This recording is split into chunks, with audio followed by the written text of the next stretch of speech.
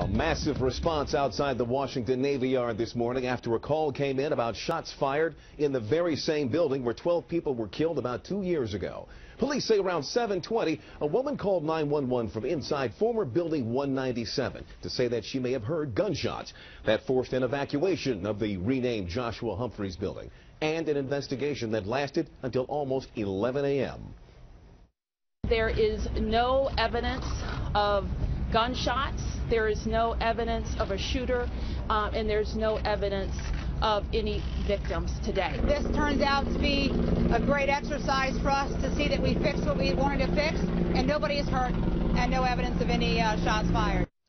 We have team coverage of the scare tonight. D.C. Bureau Chief Sam Ford takes a look at how this year's response compares to what we saw 2 years ago.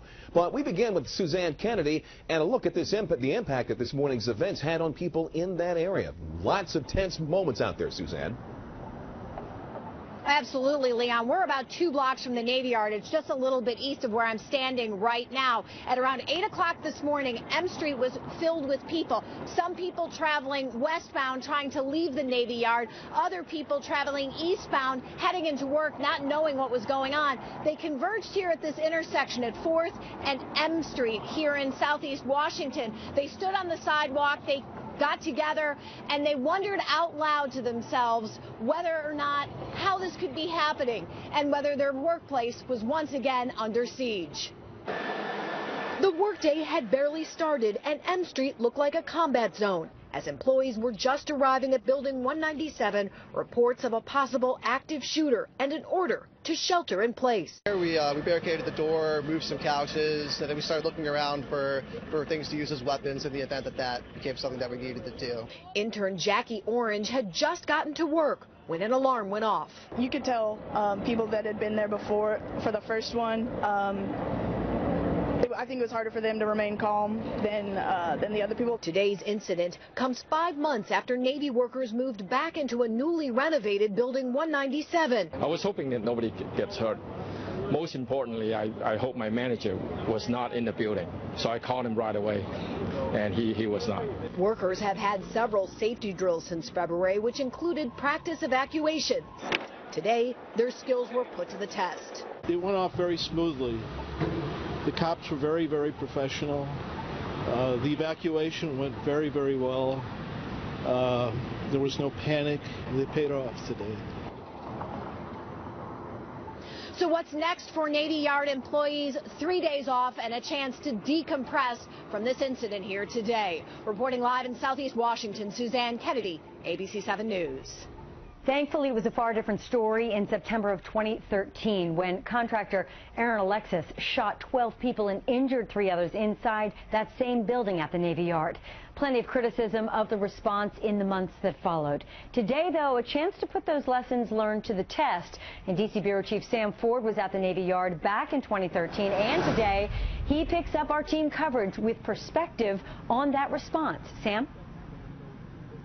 Well, Kimberly, you will certainly hear no law enforcement officials say that they're glad this happened so that they would get a chance to practice. But at the same time, we're hearing nobody complaining about the fact that this took place. They're just looking at it and evaluating how they handled it. It looked as if federal and local law enforcement threw everything at the Navy Yard this time and did it quickly. M Street resembled a police vehicle parking lot for 7 blocks, 7th, the South Capitol, and unlike 2013 when D.C. police vehicles backed up at the front gate trying to get in. Officers were immediately able to access the gates and get in. We were having radio communications both in my command center and in the field. Unlike last time when police scrambled to find gunman Aaron Alexis inside Building 197, this time police went right to surveillance cameras.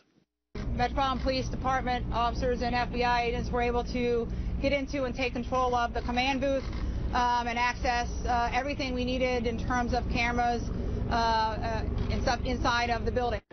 Word came to people inside via text and verbally that there was a crisis. I heard someone yelling, get out of the building, stay away from the cafeteria. The entire base is on lockdown.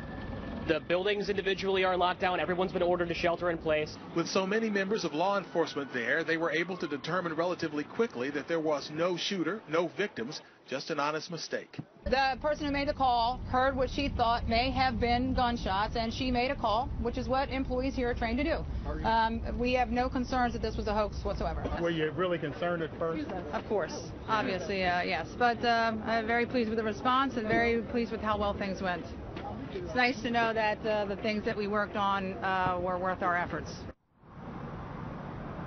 And since I was here in 2013, it is so clear the difference. The whole front of this place, I remember when I arrived, was full of D.C. emergency vehicles trying to get in. They didn't get in for a long time as things happened there. Well, today, obviously, they know each other a lot better. They communicate. They went right in and went to work. Reporting from Southeast Washington, Sam Ford, ABC 7 News.